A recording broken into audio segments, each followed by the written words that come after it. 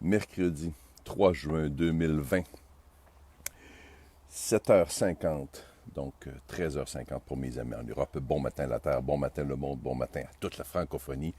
And good morning to the rest of the world. Avant de vous parler d'authenticité ce matin, je vous invite à syntoniser CKRL 89.1 si vous êtes de la région de Québec ou à vous rendre sur le www.ckrl.qc.ca pour la troisième, on en est rendu à la troisième entrevue depuis mon retour en ondes sur les ondes de CKRL à mon émission Pas de temps à perdre. Retour en ondes, donc troisième émission avec aujourd'hui Annick Laprate. Annick qui est déjà venue à mon émission avec laquelle j'avais également fait une entrevue Zoom il y a quelques semaines de ça. Et on va reprendre un peu le contenu de cette entrevue-là qui porte sur la reprogrammation du cerveau. Reprogrammer notre cerveau. Je pense que ça pourrait être très utile, en fait, je sais que ça pourrait être très utile à bien des gens d'écouter cette émission, cette entrevue, parce que avec la crise qu'on est en train de vivre actuellement, il y a probablement un peu de reprogrammation à nous faire dans le pompon. Donc, 9 heures ce matin, donc 9 heures, c'est 14 heures pour mes amis en Europe, 15 heures pour mes amis en Europe, en direct, ou en différé, et je repartagerai cette entrevue par la suite sur ma page ici même. Donc, ce matin, j'aimerais vous parler d'authenticité. Malheureusement, ce grand mensonge pour bien des gens. Et pourtant, s'il y a quelque chose qui ne devrait pas être un mensonge, pour personne, c'est bien l'authenticité. Votre authenticité. Aujourd'hui, donc, j'aimerais partager avec vous mon point de vue, mon opinion sur ce grand mensonge véhiculé par beaucoup trop de personnes en lien avec leur authenticité, pensant qu'on s'en rend pas compte. Je vous donne un exemple de ce grand mensonge, un énorme mensonge, et vous allez comprendre l'utilisation du mot énorme. Je ne sais pas si vous allez vous souvenir de ça, je ne sais même pas si vous connaissez cette personne-là. Je vous parle de Star Jones. Star Jones est une méga, sans jeu de mots, une méga vedette américaine des talk shows. Vous savez, les talk shows aux États-Unis, il y a un talk show aux États-Unis qui s'appelle The View. Je ne sais même pas si c'est encore en ondes, cette émission-là. Et c'est un talk show au cours duquel 4-5 femmes parlent d'actualité en se criant un paquet de bêtises, parce qu'ils sont très rarement, souvent, d'accord une avec l'autre. Donc, qui nous parlent d'actualité en se criant un paquet de bêtises pendant 1 heure de temps. Star Jones, après 3 semaines, pas 3 mois, pas 3 ans, 3 semaines, après 3 semaines d'absence, est revenue en ondes avec 50 kilos en moins. C'est un petit peu plus que 100 livres. 50 kilos en moins. Ça paraît, 50 kilos. 100 livres, ça paraît. Imaginez une livre de beurre, là, tapé autour de vous, là. Il y en a 100 de moins de tapé autour de vous. Patin, ça paraît. Puis elle avait dit à tout le monde, en s'obstinant avec ses femmes dans l'émission, devant des millions de téléspectateurs, elle avait dit à tout le monde que sa perte de poids était le résultat d'une diète et d'un entraînement. 3 semaines, 50 kilos, 100 livres. Non. Non. On ne te croit pas. On ne te croit pas, c'est pas vrai.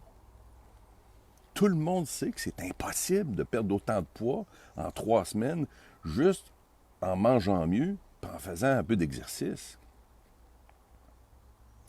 Tout le monde savait très bien qu'elle avait perdu autant de poids en si peu de temps à cause d'une intervention, probablement une chirurgie bariatrique, puis une chirurgie esthétique pour passer à balayeuse un peu dans la bedaine.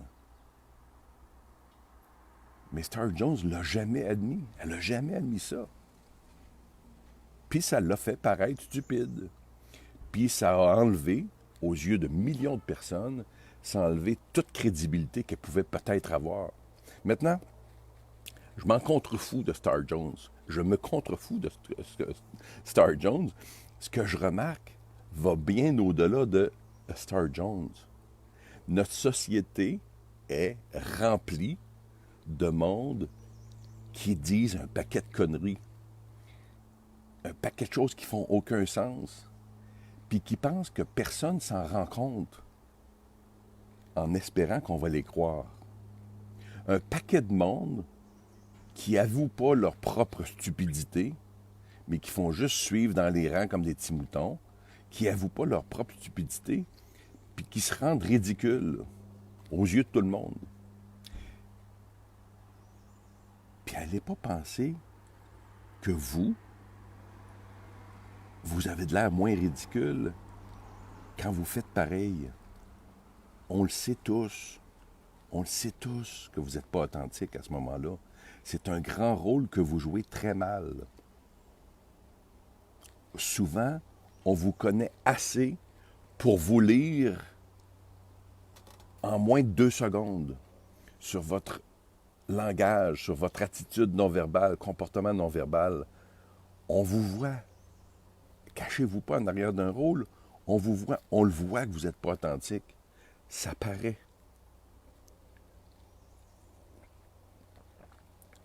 Maintenant, il y a probablement des personnes qui vont se sentir visées. Vous devriez, pour la plupart, vous sentir visés. Parce que, moi inclus, on a tous, à un moment donné, joué un petit rôle dans notre vie. Donc, vous vous sentez peut-être visé et offensé parce que je viens de dévoiler publiquement un trait de votre personnalité. Eh bien, je vais ramener ça à moi. Quand je dis quelque chose, quand je dis des choses qui font pas de sens, puis ça m'arrive, quand je l'exprime, ça fait du sens pour moi, mais des fois, quelqu'un va m'amener un argument, puis je dis, ouais, c'est vrai, tabarnouche, ça faisait pas de sens, mon affaire, je vais réfléchir à ça.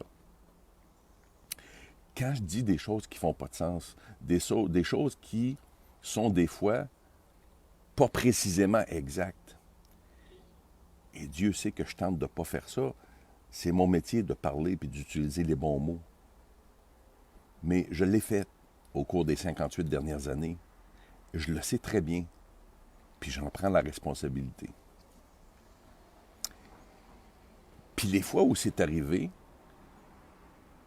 puis que je m'en suis rendu compte, je me sentais justement transparent. Je sentais qu'on pouvait voir mon inauthenticité. C'est un mot, ça? Mon inauthenticité, mon manque d'authenticité. Je sentais que les gens pouvaient voir ça à travers moi. Que les gens savaient que ce que je venais de dire, c'était pas exact ou c'était tout simplement une connerie ou une façade. Puis la chose dont quelqu'un peut m'accuser, qui me fait le plus chier, c'est de me dire que je ne suis pas authentique. J'haïs ça. Il va en avoir un deuxième. J'haïs ça, puis ça me donne des boutons. Alors, je vous invite à faire cet exercice, à vous arrêter, puis à réfléchir. Prenez quelques minutes, prenez quelques heures, prenez quelques jours, patins, pour vous arrêter à prendre conscience de votre degré d'intensité.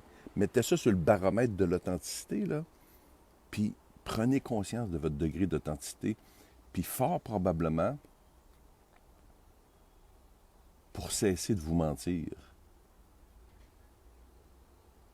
quant à l'authenticité que vous projetez. Cessez de travailler si fort à être ce que vous n'êtes pas. Puis visez plutôt à être respecté pour ce que vous êtes. Je vous laisse réfléchir là-dessus. Je vous souhaite une très bonne journée. Rendez-vous à 9h aujourd'hui pour la 3e émission de Pas de temps à perdre sur les ondes de CKRL avec mon invité de ce matin. On reparle de reprogrammation du cerveau, Annick Laprate. À bientôt tout le monde. Au revoir.